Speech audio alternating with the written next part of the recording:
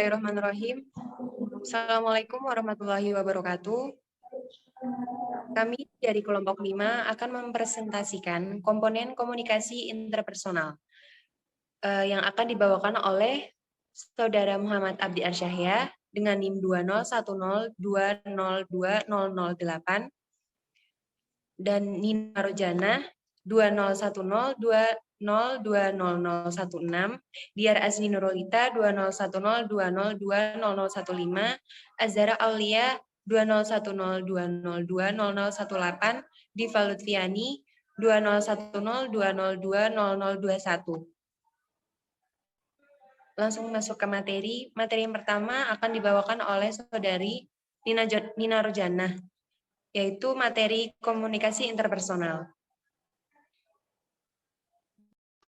Terima kasih untuk moderator. Di sini saya akan memaparkan pengertian dari komunikasi interpersonal atau komunikasi antarpersonal. Komunikasi interpersonal adalah komunikasi yang dilakukan individu untuk saling bertukar pikiran atau gagasan dengan individu lainnya. Dengan kata lain, komunikasi interpersonal adalah salah satu konteks komunikasi di mana setiap individu mengkomunikasikan perasaan, gagasan, emosi, dan informasi lainnya secara bertatap muka dengan individu lainnya. Komunikasi interpersonal dapat dilakukan dalam bentuk verbal dan nonverbal. Dalam kata lain, komunikasi interpersonal yang dimaksud di sini adalah proses komunikasi yang berlangsung antara dua orang atau lebih secara tatap muka. Seperti yang dinyatakan Erwin Pease, bahwa interpersonal communication is communication involving two or more people in a face-to-face setting. Selanjutnya ada pengertian komunikasi interpersonal menurut para ahli. Di sini ada 3. Yang pertama menurut Mulyana. Menurut Mulyana, komunikasi interpersonal adalah komunikasi antara orang-orang secara tatap muka yang memungkinkan pesertanya menangkap reaksi orang lain secara langsung, baik secara verbal ataupun nonverbal. Selanjutnya, pengertian komunikasi interpersonal menurut G.R. Miller dan M. Steinberg, yaitu komunikasi interpersonal dapat dipandang sebagai komunikasi yang terjadi dalam suatu hubungan interpersonal. Yang terakhir ada menurut Judy C. Person dan kawan-kawan, komunikasi interpersonal adalah proses yang menggunakan pesan-pesan untuk mencapai kesamaan makna antara paling tidak antara dua orang dalam sebuah situasi yang memungkinkan adanya kesempatan yang sama bagi pembicara dan pendengarnya. Selanjutnya, saya serahkan.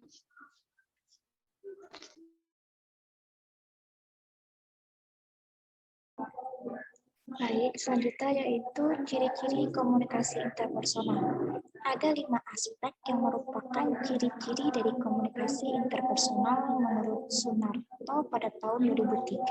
Antara lain, pertama, komunikasi interpersonal biasanya terjadi secara spontan dan tanpa tujuan terlebih dahulu.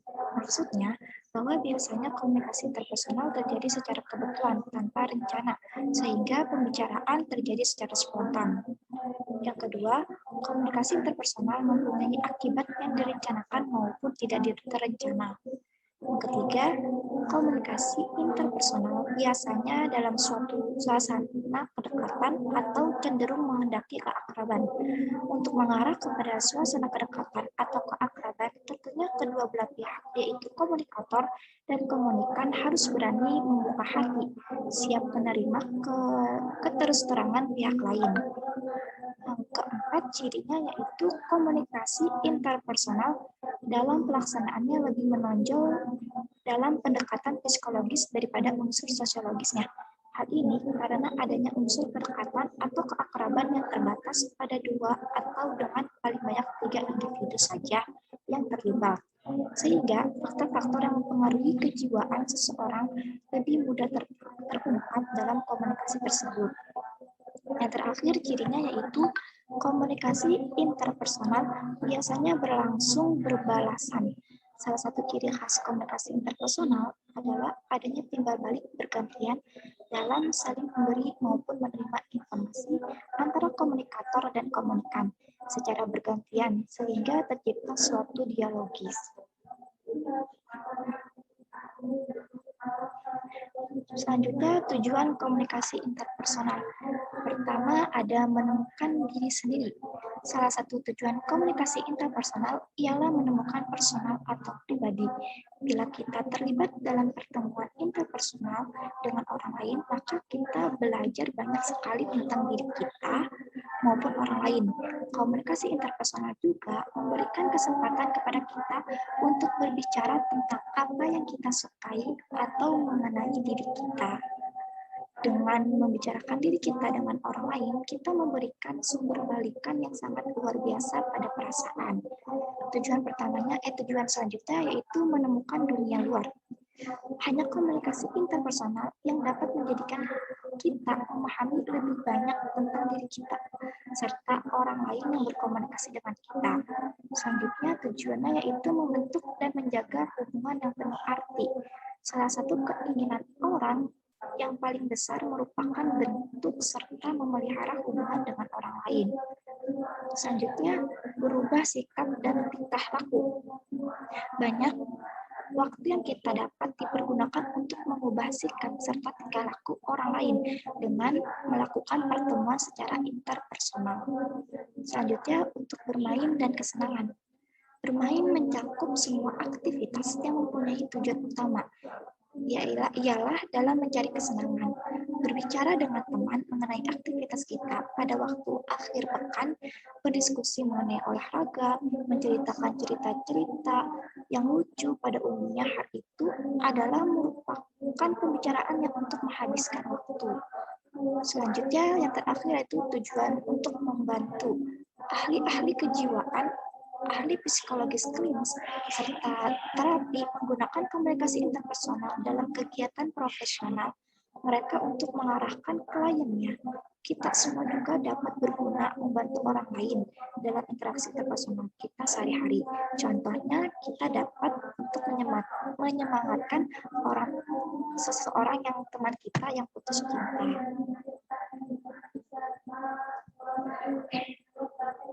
Selanjutnya yaitu materi yang akan dibahas mengenai komponen komunikasi interpersonal.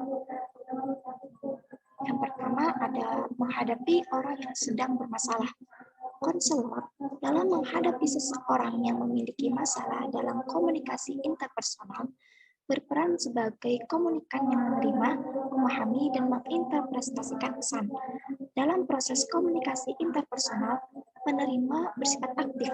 Selain menerima pesan, konselor juga melakukan proses interpretasi dan memberikan umpan balik. Berdasarkan umpan balik dari komunikan inilah, seorang komunikator akan dapat mengetahui keefektifan komunikasi yang telah dilakukan. Apakah makna pesan dapat dipahami secara bersama-sama oleh kedua pihak, yakni komunikator dan komunikan. Seorang komunikan harus menguasai decoding. Decoding sendiri yaitu merupakan kegiatan internal dalam diri penerima. Melalui indera, penerima mendapatkan macam-macam data dalam bentuk mentah, bisa berupa kata-kata dan simbol-simbol yang harus diubah ke dalam pengalaman-pengalaman yang mengandung makna. Secara bertahap, dimulai dari proses sensasi, yaitu proses di mana indera menangkap stimulan. Selanjutnya dilakukan proses sensasi. Proses sensasi selanjutnya dilakukan dengan persepsi, yaitu proses memberi makna atau decoding. Setelah melakukan decoding, konselor atau komunikan dapat memberikan respon yang telah diputuskan untuk dijadikan sebagai sebuah tanggapan terhadap pesan. Respon dapat bersifat positif, netral, maupun negatif. Respon yang positif apabila sesuai dengan yang dikehendaki komunikator. Netral berarti respon itu tidak menerima ataupun menolak keinginan komunikator. Sedangkan dikatakan respon negatif apabila tanggapan yang diberikan bertentangan dengan yang diinginkan oleh komunikator. Pada hakikatnya, respon merupakan informasi bagi sumber sehingga ia dapat menilai efektivitas komunikasi untuk selanjutnya, menyesuaikan diri dengan situasi yang ada. dalam menghadapi orang yang sedang bermasalah ketika menggunakan komunikasi interpersonal, konselor harus memiliki sikap empati, yaitu sebagai kemampuan manusia dalam menempatkan diri pada posisi manusia lainnya. Sikap empati artinya individu harus mampu memahami apa yang dirasakan oleh orang lain, baik secara emosional ataupun intelektual. Dengan adanya kemampuan empati dari kedua belah pihak, sistem komunikasi interpersonal dapat berjalan secara efektif, di mana pesan yang disampaikan oleh orang yang sedang bermasalah dalam komunikasi dapat dikatakan dengan baik. Menurut sudut pandang humanistis, proses komunikasi interpersonal dalam menghadapi orang yang sedang bermasalah harus menjadi proses yang efektif, di mana seseorang individu harus terbuka terhadap individu lain yang diajak berkomunikasi. Kedua belah pihak harus memiliki kesediaan dalam membuka diri dan memberikan informasi. Baik pembawa dan penerima informasi juga harus bersedia mengakui perasaannya dan pendapatnya kepada pihak lain. Selain itu, mereka juga harus dapat mempertanggungjawabkan isi informasi yang disampaikan. Sikap terbuka amat penting dalam membangun komunikasi interpersonal yang efektif. Sikap sportif juga sangat penting dan dibutuhkan guna menciptakan komunikasi interpersonal yang efektif dalam menghadapi orang yang sedang bermasalah. Baik pembawa dan penerima informasi harus memberikan sifat mendukung terhadap isi pesan yang disampaikan. Individu seharusnya mengurangi sifat-sifat menentang informasi karena alasan personal seperti kecemasan, ketakutan, dan hal lainnya. Penentangan yang dilakukan oleh salah satu atau kedua belah pihak dapat menggagalkan tujuan komunikasi interpersonal. Penentangan akan membuat individu memahami isi informasi yang diberikan.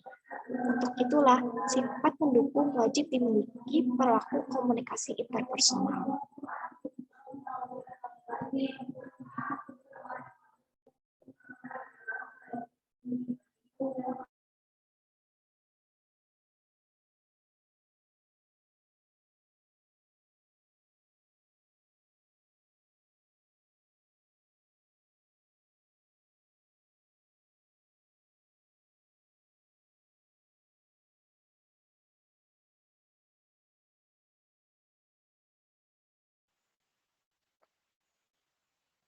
Selanjutnya yaitu mendengarkan aktif. Keterampilan mendengarkan secara aktif dalam komunikasi interpersonal bagian penting dalam kehidupan sehari-hari maupun untuk berbagai kepentingan. Misalnya dalam bisnis, pendidikan, agama, politik, ataupun yang lainnya. Keterampilan secara aktif menjadi kunci dalam komunikasi yang efektif. Komunikasi yang efektif hanya dapat terjadi secara dua arah, karena komunikasi itu bersifat transaksional. Dengan kata lain, komunikasi seperti ini dapat lebih berkembang jika dua belah pihak dalam komunikasi dapat saling memberi umpan balik satu kepada lainnya. Keterampilan mendengar secara aktif tidak akan tumbuh dengan sendirinya. Sama seperti keterampilan yang lain yang berkomunikasi seperti bicara, menulis, ataupun membaca. Keterampilan mendengar harus dilatih dan dikembangkan sedemikian rupa. Adapun yang harus diperhatikan dalam mendengar secara aktif adalah kesiapan fisik dan mental dalam kegiatan komunikasi tersebut. Keterlibatan empati dan pikiran yang terbuka dapat menumbuhkan sikap berkembang yang aktif. Hal ini sekaligus dapat mengatasi tantangan di dalamnya. Manusia diberikan dua telinga dan hanya satu mulut dapat senantiasa mengingatkan betapa pentingnya sikap mendengar. Sikap untuk mendengarkan. Kesediaan mendengarkan orang lain secara aktif dapat menjadikan hubungan dengan orang lain menjadi lebih nyaman dan terbuka.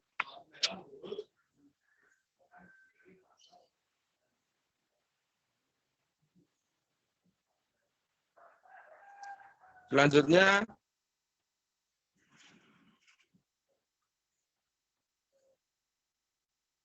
Ada beberapa tantangan dalam mendengarkan secara aktif. Dengan mengantisipasi tantangan tersebut, maka komunikasi interpersonal yang berjalan lancar dapat diciptakan dan menjadi bermakna.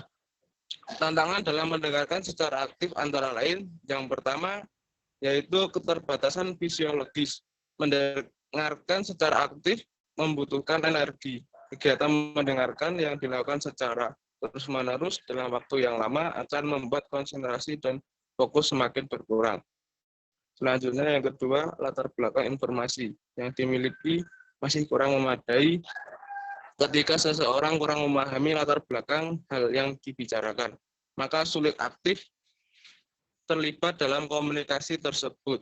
Persiapan yang kurang memadai akan membuat penerima pesan menjadi pasif dan hanya mendengar saja tanpa memberi feedback yang memadai.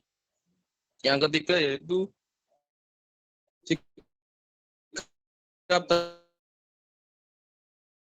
bagi pembicara mendengarkan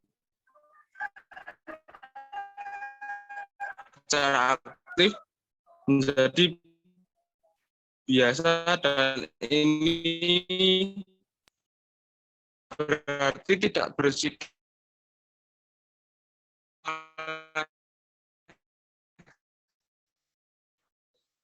orang terkesan dengan pesan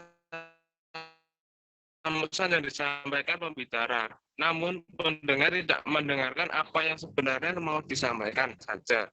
5. Mendengarkan secara setengah-setengah dan terselingi hanya kata-kata saja yang didengar tanpa memperhatikan konteks pembicara itu.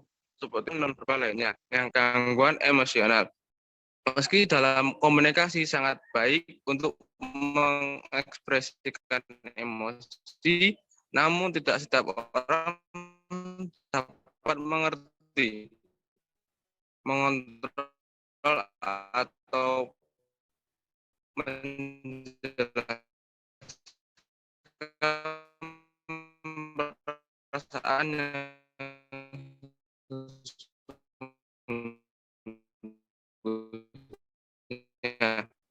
yang ketujuh, situasi dan keadaan sekitar. Lingkungan atau tempat berkomunikasi aktif, gangguan yang cukup serius dari lingkungan akan membuat kelancaran.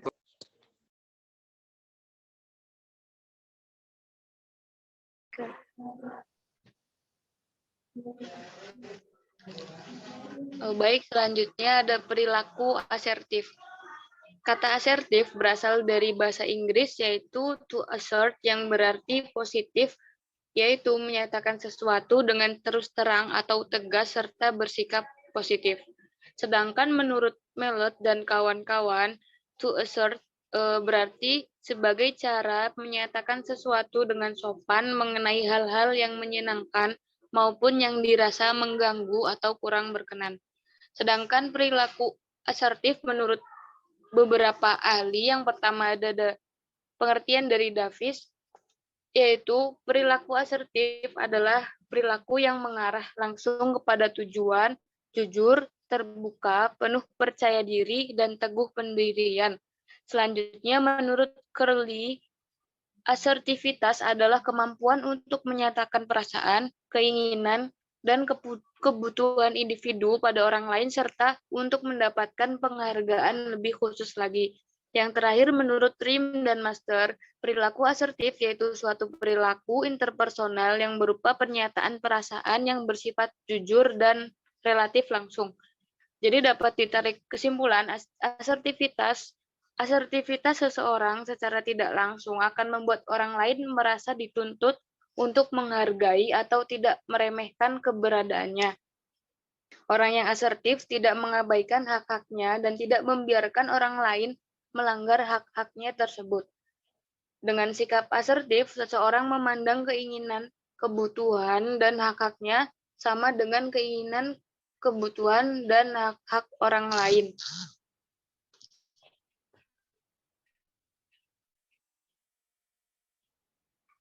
Selanjutnya, ada beberapa aspek perilaku asertif dikutip dari menurut Kelly pada tahun 1997. Yang pertama, permintaan yaitu kemampuan individu dalam mengemukakan haknya sendiri, meminta pertolongan dan pertanggungjawaban orang lain serta tentang suatu hal. Yang kedua, penolakan yaitu kemampuan individu untuk menolak keinginan, ajakan, dan saran yang tidak sesuai dengan diri sendiri. Yang ketiga, pengekspresian yaitu mengekspresikan diri yaitu kemampuan individu untuk berani mengekspresikan perasaan dan pikiran secara tepat. Yang keempat, pujian yaitu kemampuan individu dalam memberikan pujian atau penghargaan secara tulus pada orang lain serta sikap individu yang sewajarnya dalam menerima pujian dari orang lain. Yang kelima, berperan dalam pembicaraan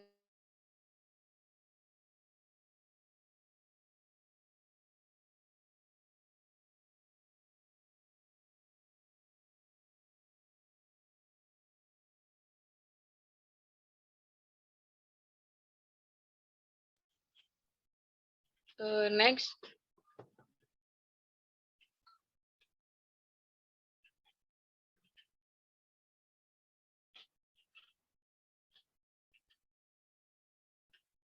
Selanjutnya, perilaku asertif merupakan terjemahan dari assertive behavior yang mengandung arti suatu tindakan atau perilaku yang dinyatakan dengan sopan dan bermaksud untuk meminta seseorang berbuat sesuatu agar melakukan apa yang dikehendaki.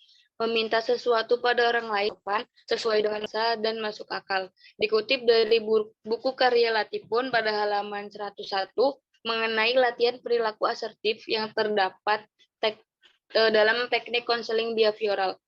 Latihan asertif ini digunakan untuk melatih individu yang mengalami kesulitan untuk menyatakan diri bahwa tindakannya adalah layak atau benar. Latihan ini berguna untuk membantu orang yang mengalami kesulitan menyatakan tidak, mengungkapkan afeksi dalam respon positif lainnya. Cara yang digunakan adalah dengan permainan peran, dengan bimbingan konselor, dan diskusi-diskusi kelompok. Selanjutnya ada efektivitas komunikasi interpersonal. Efektivitas komunikasi interpersonal dimulai dengan 5 kualitas umum yang dikutip dari DeVito 1997 yang dipertimbangkan, yaitu yang pertama keterbukaan atau openness. Yang kedua empati, yang ketiga sikap mendukung atau supportiveness, yang keempat sikap positif atau positiveness, dan yang terakhir kesetaraan atau equality. Selanjutnya saya persilakan.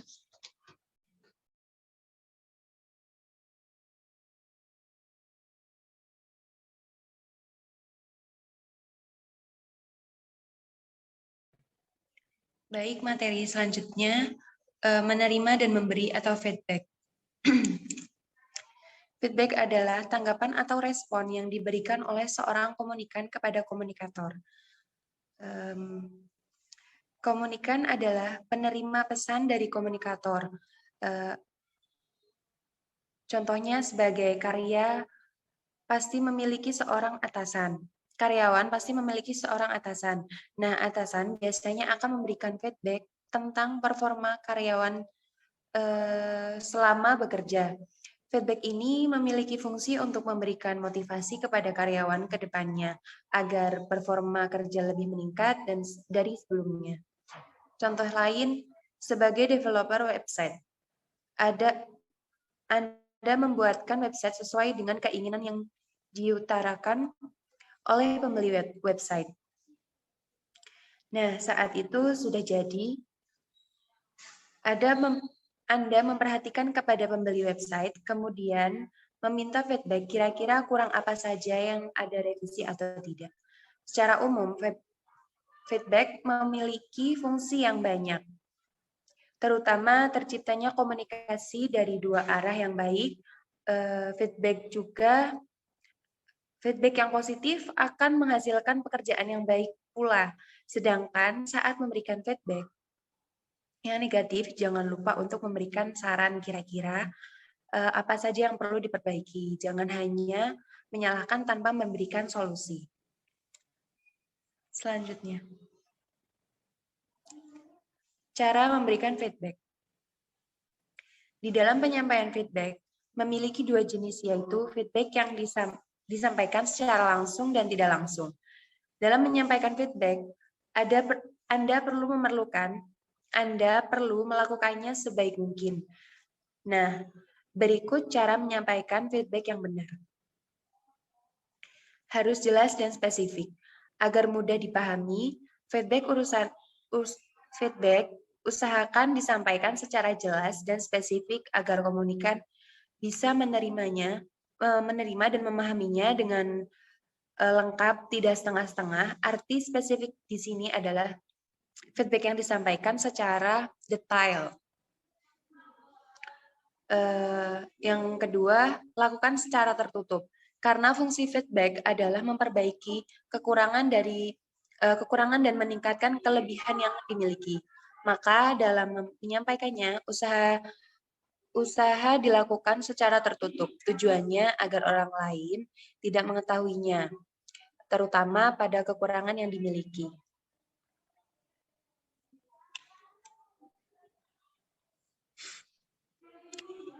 Selanjutnya,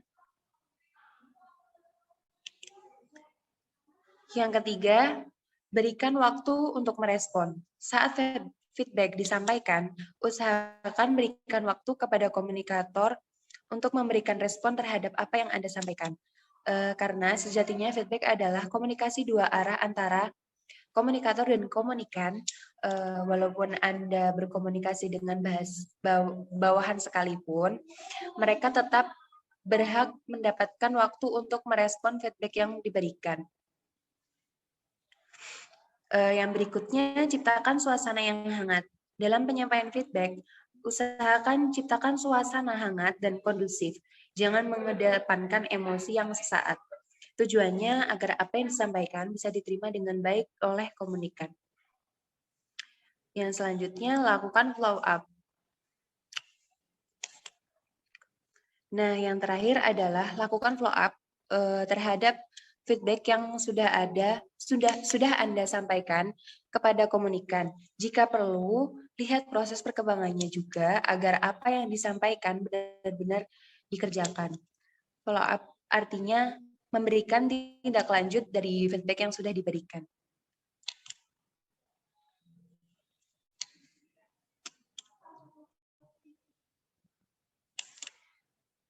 Selanjutnya ada jenis-jenis feedback. Yaitu pertama ada feedback positif dan feedback negatif. Feedback positif adalah isyarat yang ditunjukkan oleh komunikan yang menandakan bahwa dirinya mengerti tentang pesan apa yang diberikan oleh seorang komunikator.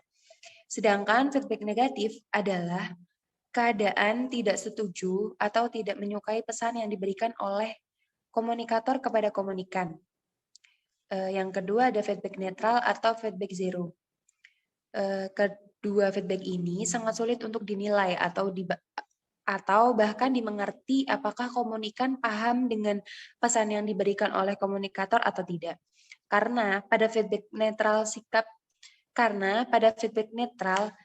yang ditunjukkan bahwa seorang komunikan mengerti atau bahkan tidak mengerti tentang pesan yang disampaikan komunikator tidak berbeda jauh dengan feedback netral. Feedback zero juga sulit untuk diartikan oleh seorang komunikator. Semisal komunikator tiba-tiba saja tertawa, padahal pesan yang disampaikan komunikator tidak ada unsur lelucon. Yang ketiga ada feedback internal dan eksternal. Feedback ini dilihat menunjukkan sumber isyarat yang menjadi feedback.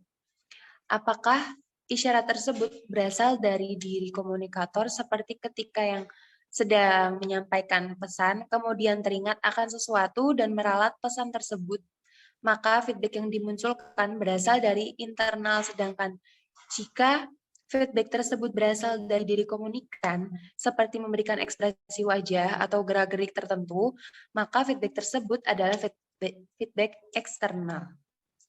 Selanjutnya.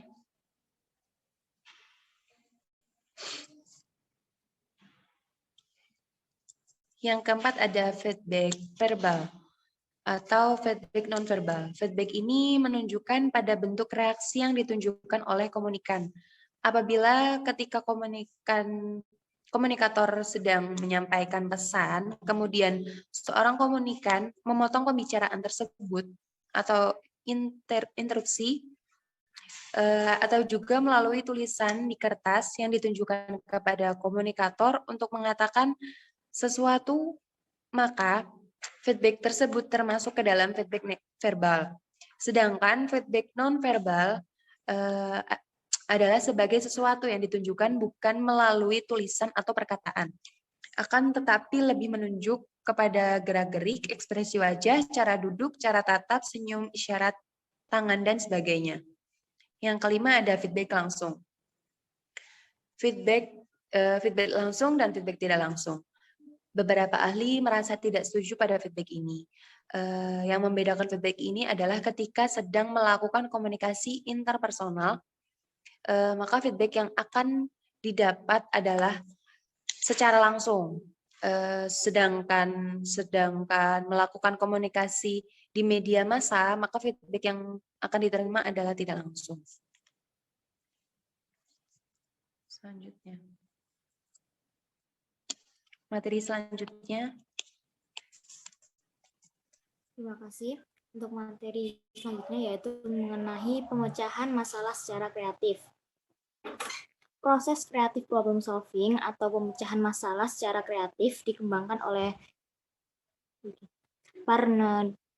Parnes, presiden dari Creative Problem Solving. Proses kreatif problem solving adalah suatu metode pembelajaran yang melakukan pemusatan pada pengajaran dan keterampilan memecahkan masalah. Dalam proses berpikir kreatif untuk memecahkan suatu masalah, ada beberapa tahapan yang dilalui. Dalam masa persiapan, seorang pemikir atau kreator memformulasikan masalahnya dan mengumpulkan semua fakta dan data yang dibutuhkan untuk memecahkan masalah. Yang kedua, yaitu tahap inkubasi, yaitu jika pemikir kemudian mengalihkan perhatian dari persoalan yang sedang dihadapinya, berarti ia telah memasuki tahap inkubasi. Pada tahap ini, ide-ide yang mencampuri dan mengganggu cenderung menghilang. Sementara itu, pemikir mendapat pengalaman baru. Pengalaman tersebut dapat menambah kunci bagi pemecahan masalah. Yang ketiga yaitu tahap iluminasi. Pada periode ini, pemikir mengalami insight. Seketika cara pemecahan masalah muncul dengan sendirinya. Yang keempat yaitu tahap evaluasi. Evaluasi terjadi setelah muncul pemecahan masalah. Tujuannya adalah untuk menilai apakah pemecahan masalah tersebut sudah tepat. Seringkali pemecahan masalah yang muncul tidak tepat, sehingga pemikir harus memulai lagi dari awal pertahapan. Dan yang kelima yaitu tahap revisi. Pada tahap ini ditempuh bila cara pemecahan masalah tersebut belum tepat atau mungkin masih memerlukan penyesuaian dan perbaikan-perbaikan pada beberapa aspek agar pemecahan masalah menjadi lebih tepat dan efektif. Dalam memecahkan masalah ada beberapa langkah yang harus dilakukan. Yang pertama yaitu menemukan fakta. Pada tahap pertama, didahului dengan ungkapan pikiran dan perasaan mengenai masalah yang dirasakan sebagai mengganggu, tetapi masih samar-samar. Tahap menemukan fakta ialah tahap mendaftar semua fakta yang diketahui mengenai masalah yang ingin dipecahkan dan menemukan data baru yang diperlukan. Yang kedua yaitu menemukan masalah. Pada tahap menemukan masalah, diupayakan merumuskan masalah dengan menanyakan dengan cara Dengan cara-cara apa saya bla bla bla, dan dengan pertanyaan seperti ini mengundang dan memberikan banyak gagasan. Pemikir diharapkan dapat mengembangkan masalahnya dengan menemukan masalah-masalah yang dapat dirumuskan kembali atau disempitkan. Yang ketiga, menemukan gagasan. Pada tahap menemukan gagasan, diupayakan mengembangkan gagasan pemecah masalah sebanyak mungkin. Dalam tahap ini, dapat digunakan teknik-teknik yang sudah diajarkan pada tingkat 1 dan tingkat 2. Yang keempat, menemukan solusi. Pada tahap penemuan solusi, gagasan yang dihasilkan pada tahap sebelumnya diseleksi berdasarkan kriteria evaluasi yang bersangkut paut dengan masalahnya. Misalnya, berdasarkan waktu, biaya, dan tenaga yang diperlukan untuk melaksanakan gagasan tersebut. Dan yang terakhir yaitu yang kelima, menemukan penerimaan.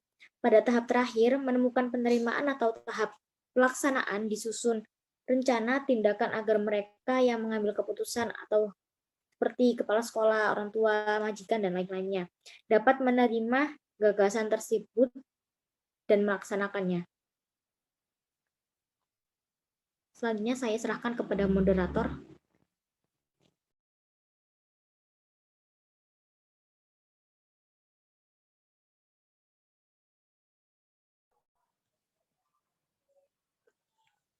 Baik, demikian materi yang disampaikan oleh kelompok 5. Ada kurang lebihnya mohon dimaafkan. Sekian, terima kasih. Wassalamualaikum warahmatullahi wabarakatuh.